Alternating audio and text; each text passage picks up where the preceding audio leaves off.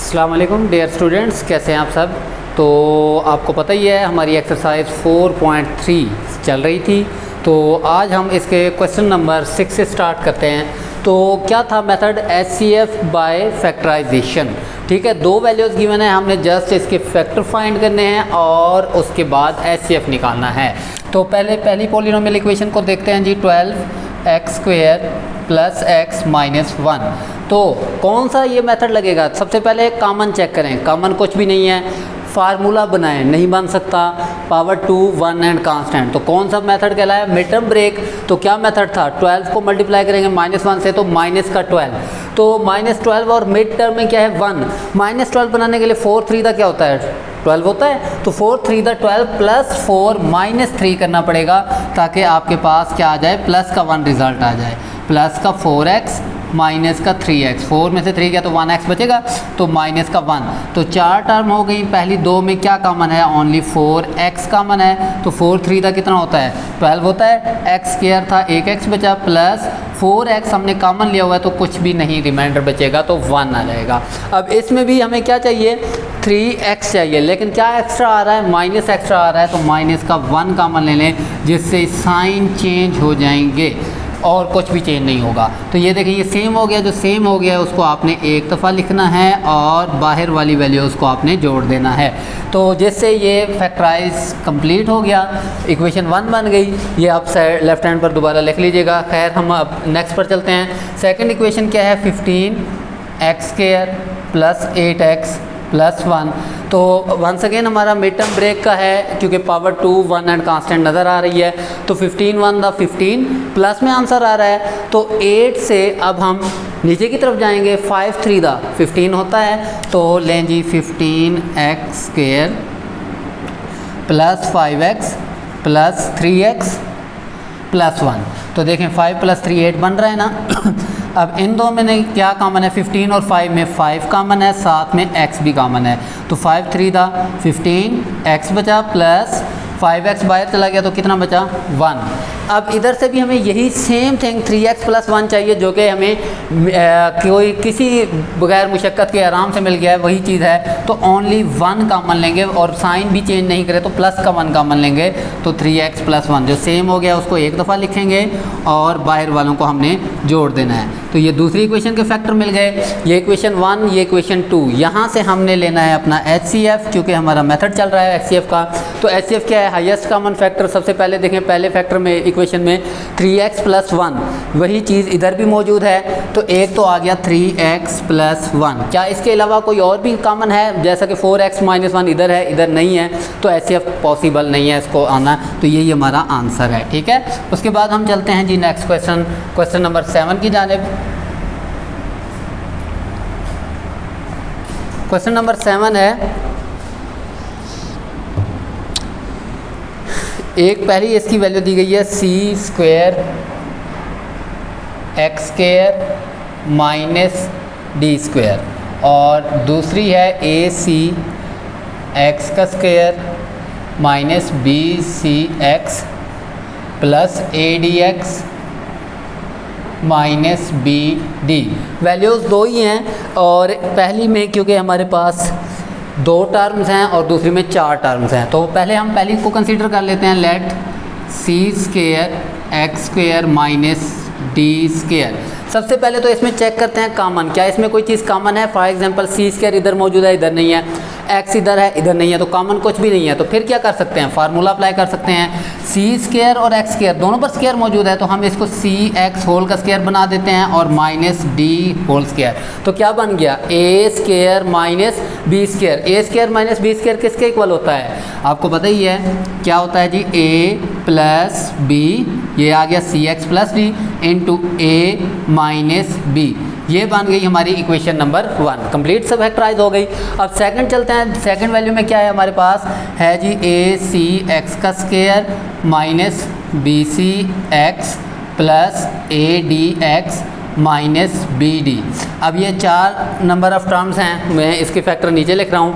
अब देखें चारों में, अब पहली 2 को अलग कर लें, अगली 2 को अलग कर लें। 4 जब भी मैंने आपको बताया था 4 टर्म्स आएंगी, पहली 2 को अलग रखना है और अगली 2 को अलग रखना है। सबसे पहले देखें पहली 2 के अंदर क्या कॉमन है, सी एंड एक्स दोनों चीज़ें इस पहली दो टर्म में मौजूद हैं, तो सी एक्स मैं कॉमन लूँगा तो आ जाए पहली टर्म पर ए है, ए आ गया, सी और एक्स स्क्वायर था, सी भी बाहर गया, एक एक्स बाहर गया तो एक एक्स बचा, ठीक हो गया।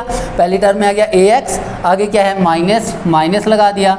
उसके बाद है बी, क्या बी आपने कॉमन लिया है? नहीं, तो बी अंदर मौजूद रहेगा और सी एक्स ये बाहर चला गया, ये चीज़ बन गई। अगली दो टर्म में ऐसी चीज़ कॉमन लेनी है कि अंदर हमारे पास ए एक्स माइनस बी बचे। तो मैंने इसके लिए सिंपल सोल्यूशन आपको दिया हुआ है कि आप ये देखो कि थर्ड टर्म के अंदर क्या क्या चीज़ें एक्स्ट्रा मौजूद हैं। ओनली ऑन डी एक्स्ट्रा मौजूद है, हमें ये नहीं चाहिए, बाकी ए एक्स चाहिए। तो ये देखें जी, प्लस का डी हम कॉमन ले लेंगे तो अंदर क्या बचेगा ए एक्स माइनस, इधर मौजूद है बी डी, बी रहेगा, डी हमने बाहर कॉमन ले लिया है, तो ये देखें ये सेम हो गया है। जो सेम हो गया है उसको आपने एक दफ़ा लिख देना है ए एक्स माइनस बी को, और बाहर वालों को जोड़ देना है सी एक्स प्लस डी को। तो ये फैक्टराइज हो गया, ये टोटल फैक्टर फॉर्म में आ गया। तो इक्वेशन 1 भी फैक्टराइज हो चुकी है, 2 भी फैक्टराइज हो चुकी है। तो अब हम यहाँ से इन दो की मदद से निकालेंगे इनका HCF। HCF में देखेंगे कॉमन सबसे पहले सी एक्स प्लस डी इक्वेशन 1 में है, क्या यहाँ मौजूद है? हाँ जी ये मौजूद है, इक्वेशन 2 में भी मौजूद है सी एक्स प्लस डी। अब सेकंड को देखते हैं सी एक्स माइनस डी इक्वेशन 1 से, क्या यहाँ सी एक्स माइनस डी है? नहीं है, तो लिहाजा सी एक्स माइनस डी HCF का हिस्सा नहीं होगा, तो यही इसका आंसर है, ठीक है। तो इसके बाद हम लास्ट 2 क्वेश्चन रह गए हैं 8 और 9। तो पहले हम क्वेश्चन नंबर 8 की जानिब चलते हैं और इसको देखते हैं।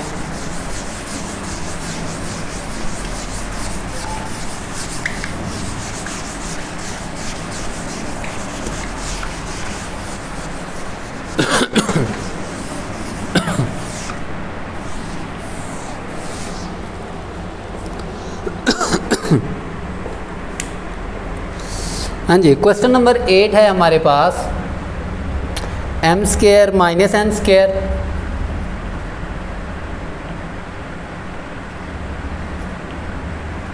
और पहली वैल्यू सेकंड वैल्यू में है M4 माइनस N4 और थर्ड वैल्यू में है M6 माइनस N6, ठीक हो गया।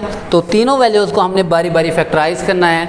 तो पहले पहली वैल्यू को कंसीडर करते हैं, let M square minus N square. तो ये देखें फार्मूला हमें बना बनाया मिल गया है ए स्क्वायर माइनस बी स्क्वायर, जिसका आंसर क्या होता है A plus B into A minus B. ये क्या आ गई इक्वेशन 1 कंप्लीट हो गई फैक्टराइजेशन। अब M4 माइनस N4 को कंसीडर करें, M4 माइनस N4। अब इसको क्या लिख सकते हैं, एम स्क्वायर का स्क्वायर माइनस एन स्क्वायर का स्क्वायर, क्योंकि 2 टू द 4 होता है जब इस स्क्वायर का स्क्वायर लेंगे। तो यहाँ से देखें ये बन गया ए स्क्वायर माइनस बी स्क्वायर। तो अब ए क्या है एम का स्क्वायर और बी क्या है एन का स्क्वायर। तो क्या फार्मूला बना ए plus B into A minus B. अब यहाँ तक देखें प्रोडक्ट आ चुका है, फैक्टराइज हो गया है, लेकिन ये फर्दर फैक्टराइज हो सकता है कि ये देखें फिर से फार्मूला बन रहा है ए स्क्वायर माइनस बी स्क्वायर। तो जहाँ तक आपके फैक्टर बन रहे हैं आपने सबको फैक्टर फॉर्म में लेकर आना है। M square plus N square, यहाँ पर कोई फार्मूला नहीं है हमारे पास A square plus B square के लिए, लेकिन A square minus B square को हम क्या लिख सकते हैं ए plus B into A minus B. ये इक्वेशन 2 बन गई, ठीक है। अब आते हैं एम पावर 6 माइनस एम 6 की जानिब n6। तो पावर 6 की अगर बात करें तो हमारे पास पावर 6 में कोई फार्मूला मौजूद नहीं है, लेकिन अगर पावर 6 को हम यूँ लिख लें एम स्क्वायर क्यूब का स्क्वायर, ठीक है, ये बन जाएगा ए स्क्वायर माइनस एन क्यूब का स्क्वायर, ठीक हो गया।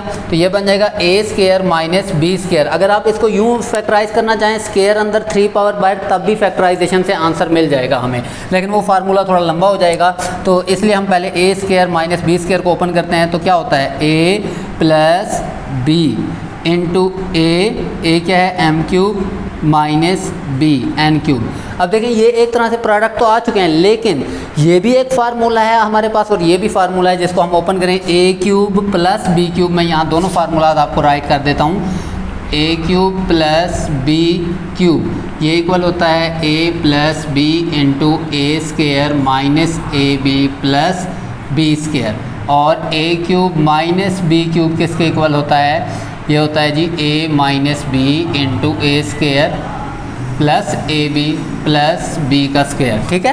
तो चलें जी दोनों को ओपन कर लेते हैं। ए plus B into a square minus A B plus b square.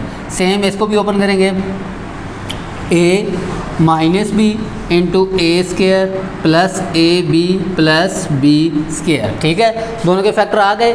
ये इक्वेशन नंबर हमारे पास क्या आ गई, 3 आ गई। तमाम फैक्टर कंप्लीट हो गए। अब इन तीनों से इक्वेशन 1, 2 एंड 3 से हम क्या फाइंड आउट करेंगे, अपना HCF फाइंड आउट करेंगे। इक्वेशन 1 के अंदर देखें जी हमारे पास क्या मौजूद है, m प्लस n। क्या यही इक्वेशन 2 में मौजूद है? हाँ जी, ये सेकंड नंबर पर देखें m प्लस n का फैक्टर मौजूद है। क्या थर्ड में भी यही मौजूद है? हाँ जी, फर्स्ट जगह पर मौजूद है m प्लस n। तो तीनों में ये होना चाहिए। अगर 3 वैल्यूज़ हैं तो तीनों 4 हैं तो चारों में होना चाहिए। तो एक तो आ गया m प्लस n।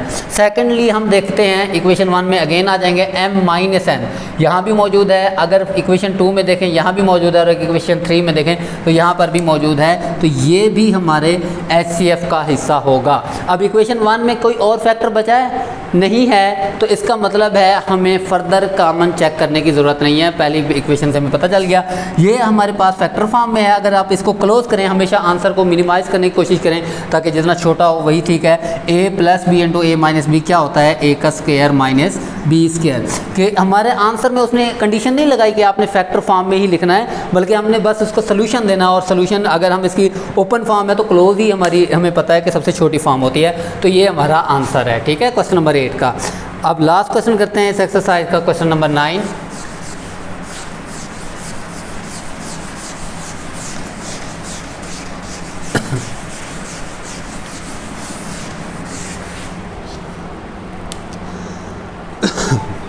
हाँ जी, क्वेश्चन नंबर 9 है हमारे पास ए x square plus 2 A square x plus a cube. Second है 2a x square minus 4 A square x minus 6 A cube. And the last term है हमारे पास 3 इंटू ए एक्स प्लस ए square whole का square. ठीक है, तो 3 वैल्यूज़ हैं। ये question हमारा अभी तक हम मेरे ख्याल में 2 वैल्यू वाले ही HCF निकाल रहे थे। हाँ, क्वेश्चन नंबर 8 में भी 3 थी। तो अब यहाँ से फिर से हम देखते हैं, पहली टर्म को कंसीडर करेंगे, पहली पॉलिनोमियल को। Let a x square plus 2a square x plus a cube. अगर देखा जाए तो नंबर ऑफ़ टर्म्स की बात करें 1, 2, 3 है। तो कॉमन चेक करें, a पहली में, दूसरी में, तीसरी में, तीनों में मौजूद है। तो a कॉमन आएगा और सिर्फ a ही कॉमन आएगा, क्योंकि x इधर है, इधर है, इधर नहीं है। तो a कॉमन लेंगे तो अंदर क्या बचेगा, x का स्क्वायर प्लस 2a स्क्वायर था तो a के बचा x प्लस a क्यूब था तो a स्क्वायर बचेगा। अब ये फैक्टर फॉर्म तो आ चुकी है, लेकिन अगर अंदर गौर से देखें, x को मान लें a स्क्वायर प्लस a को मान लें b का स्क्वायर, दरमियान में देखें प्लस 2ab बन रहा है। तो a square plus b square plus 2ab, जिसको हम क्लोज करें तो क्या आंसर आता है जी, a प्लस बी। a में x को a मान लें या a को a मान लें, क्योंकि दोनों प्लस में हैं तो कोई फ़र्क नहीं पड़ेगा। तो मैं a को पहले लिख लेता हूँ अल्फ़ाबेट की तरतीब फॉलो करते हुए, b x को बाद में। तो a प्लस एक्स होल का स्क्वायर यहाँ तक लिख लें तब भी ठीक है, या इसको यूँ भी लिखा जा सकता है a into A plus x into a plus x. ये इक्वेशन 1 बन गई। अब आते हैं हम इक्वेशन 2 के लिए। पॉलिनोमियल है हमारे पास 2a एक्स का square minus 4a square x minus 6a cube. तो सबसे पहले देखें, 2 पहली में भी टर्म है, दूसरी में भी है, तीसरी में भी है, साथ में a हर टर्म में मौजूद है। यहाँ a 1 टाइम है, यहाँ 2 टाइम, यहाँ 3 टाइम, तो लेस पावर कॉमन लेंगे, 2a कॉमन लेंगे। x 2 में है, तीसरी में नहीं है, तो लें जी 2a बाहर निकल गया तो पीछे क्या बचा, x का स्क्वायर, यानी बन गया a का स्क्वायर। अच्छा, माइनस 4 था, 4 को 2 कॉमन लिया हुआ तो 2 बचेगा, 2 टू द 4 होता है, a स्क्वायर था, a के ही बचेगा और साथ में क्या बचेगा, x। एंड ये माइनस है, माइनस 6 था तो 3 बचा। ठीक है, और a की पावर कितनी है, 3 है, तो कितना बचेगा, a स्क्वायर बचेगा। एक मिनट में ये आंसर क्वेश्चन कंफर्म कर लूँ, मुझे लगता है कि यहाँ हमने मिस्टेक ना कर दी हो। नहीं ठीक है, हमने ठीक लिखा हुआ है। तो अब देखें क्या ये फर्दर फैक्टराइज हो सकता है। थोड़ी देर के लिए मेरे जहन में भी आया था कि अंदर फार्मूला बन जाएगा, लेकिन ये फार्मूला नहीं बन रहा क्योंकि ए स्क्वायर मिल रहा है प्लस बी स्क्वायर कहीं है ही नहीं, तो लिहाजा फर्दर फैक्टराइजेशन नहीं होगी, यहीं हम इसको स्टॉप कर देंगे। ये इक्वेशन 2 हो गई। फैक्टर तो आ गया ना, हमारा मेन मकसद पूरा हो गया है। थर्ड टर्म की जानिब चलते हैं जी। 3 इंटू क्या है ए एक्स प्लस ए होल का स्क्वायर। अगर इसको और से देखें, अंदर पावर 2 में तो हम 2 दफ़ा इसको लिख सकते हैं 3 इंटू ए प्लस ए एक्स प्लस ए एक्स प्लस ए, लेकिन उससे भी पहले देखें अगर अंदर से ए कॉमन मौजूद है। अब एक कन्फ्यूजन से बचने के लिए मैं 2 ब्रैकेटें यूज़ करूँगा। एक ए कॉमन लिया तो अंदर क्या बचा, इन 2 से a कॉमन लिया तो अंदर बचा x प्लस ए, जिसको हम x प्लस ए लिख लें या a प्लस एक्स लिख लें, एक ही बात है। और इस सारे की पावर क्या थी 2। अब ये ब्रैकेट लगाने का मकसद ये था कि a की पावर 2, ये जो पावर 2 है ये इस a की भी है इसकी भी है, जिसको हम यूं करके लिख सकते हैं 3a का स्क्वायर, ये स्क्वायर इसका अलग कर दिया, और a प्लस एक्स लिख लें या x प्लस ए की बात होती है, मैंने आपको पहले भी बताया पावर 2 में लिखा जाएगा। आप इसको फर्दर एक स्टेप बढ़ा लें, ना बढ़ाएं तब भी ठीक है, a plus x into A plus x, ये इक्वेशन 3। अब लास्ट काम है हमारा HCF फाइंड करना। HCF 1 इक्वेशन से देखें a मौजूद है, इक्वेशन 2 के अंदर आ जाएं, 2 में भी a मौजूद है, 3 इक्वेशन के अंदर आ जाएं, 3 में भी a मौजूद है, तो एक तो a कॉमन में आ रहा है, ठीक है। और सबसे कम पावर 1 है तो 1 टाइम ही लिखेंगे। सेकंड, a प्लस एक्स 1 में भी है, इक्वेशन 2 में a प्लस एक्स नहीं है, तो हम इसको नहीं फाइंड कंसिडर करेंगे। फर्दर a प्लस एक्स है वो हम चेक कर चुके हैं, तो इसमें only on a he common है और कोई भी वैल्यू हमारे पास आप देख सकते हैं इक्वेशन 2 में भी नहीं है, इक्वेशन 3 में तो हम जाएंगे नहीं, जब 2 में ही नहीं है तो कॉमन होना चाहिए, तो सब में होना चाहिए, तो ओनली a कॉमन है। मैं एग्जांपल के तौर पर कह देता हूँ a भी नहीं था सब में, तो फिर क्या कॉमन आता, फिर कुछ भी कॉमन नहीं था और 1 हमारा HCF हो जाता। तो ये हमारा AG आंसर है। और आज की हमारी एक्सरसाइज यहीं पर एंड हुई, फिर मिलेंगे इंशाल्लाह नेक्स्ट एक्सरसाइज में, तब तक के लिए अल्लाह हाफिज़।